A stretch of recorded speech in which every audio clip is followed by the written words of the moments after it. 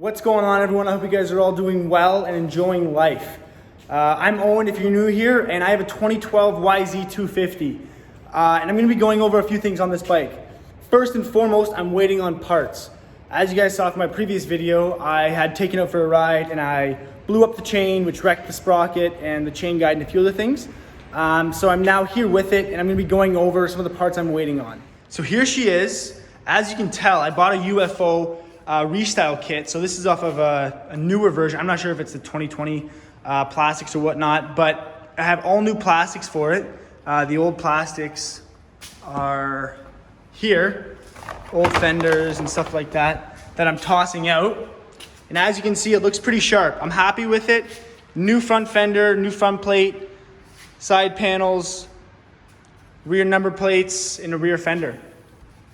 So with that being said, what am I waiting on? Well, I'm waiting on a new front sprocket up there. I have to fix that little piece the chain chewed into there when it broke. And I'm getting a new rear guide and a new sprocket for this rear wheel. As you can see, amongst everything else, I got a few tires kicking around. I think this is the one off the YZ. As you can see, the sprocket would be right there normally, and it's not. I'm gonna get a blue sprocket, which I think will look good with that blue design there. So that's gonna be attached on when the parts arrive. I'm also ordering a graphics kit from Decal. So I'll put up a photo of that right now. And I'm pretty excited. I think this bike's gonna look pretty tight. So I obviously can't drive it right now till the sprockets are in. And I ordered those on the 18th of April. So I think they're on their way, they're being shipped. I also got some blue foot pegs on the way, and I wanna get some more blue accents. Might get a Hinson clutch cover. Some unbreakables up front, maybe a new bar pad. Other than that, I'm happy with it. You know, some people when they buy a bike like this, they want it, or when they buy a bike in general, they want to have it ready to go, looking how they want it. And obviously it costs money to do all these things that I'm doing to it now. So this bike, I love it, but I didn't have it kind of in the shape that I wanted to when I got it. So I'm gonna put some new plastics in. I want to make it my own. So obviously it's gonna cost me some money to put new graphics in it and all the new parts that I'm doing. But it's kind of cool knowing that, like, when you put the money into it, obviously that it's yours in a certain way and that you kind of built it. So that's what I'm looking forward to. And once this bike is on the track, I can't wait to see her eat. She's gonna be a rocket machine. It's still so difficult for me to get used to all the power this machine has. Yeah. So with that being said, I'm gonna go over a few things on it. One of the first things I love about this bike is its agility. Now, considering it's a 252 stroke, it's a bigger bike than my 4-stroke, talking power-wise, but it's lighter. It doesn't handle the corners as well, I think, than my RMZ. You know, Suzuki's made for their, not made for their cornering, but they have really good cornering on most of their bikes. That's not one of the specialties on this bike that I found. It's a bit harder to corner, but it gets up and goes when you want it to. So yeah, the first thing being the weight. You know, considering the power to weight ratio on this bike is ridiculous, and I haven't even really done anything to it yet in terms of modifying the engine or anything. I'm not even sure if you can modify these things too crazy much. I'm probably not going to, but if I decide to, I might put some VP 110 in the fuel to get some more horsepower. But the power to weight ratio is phenomenal, and it's very light and easy to handle, which I like. Again, the cornering isn't the greatest, but other than that, we're good. Second of all, just the power in general. For anyone who doesn't have a YZ250, the first and second gears are kind of useless in the sense that it's just wheelie mode. That's all this thing is. Even in third gear too, like it's ridiculous. I'm not the best wheelier, I guess, per se either. But the amount of power this thing has throughout all gears, but bottom end and top end. Obviously it's a pretty big debate, 2-stroke or 4-stroke, what's better, what's faster.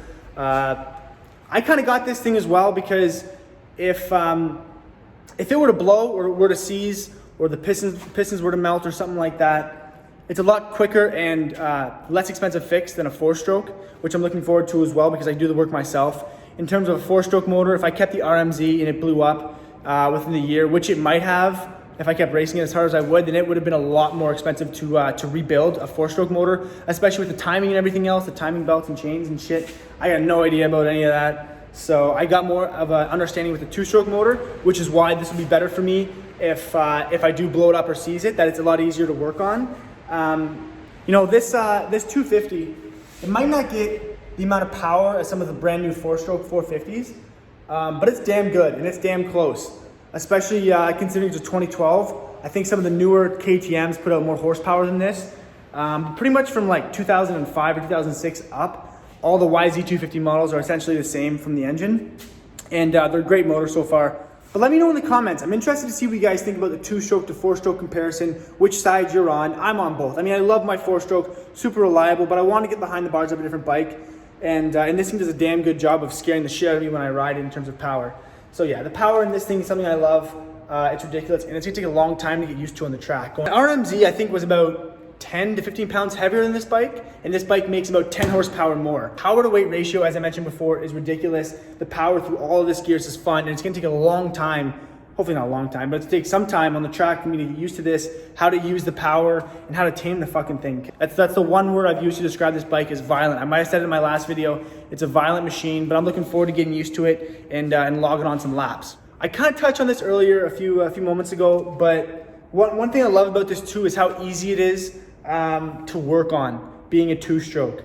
And this is kind of a personal thing as well as to why I love it. It might not apply to everyone, but coming off of the 4-stroke, I was running a race fuel on it. It was mapped and jetted for a race fuel, which I could only buy from a dirt bike dealership or parts department here in Canada.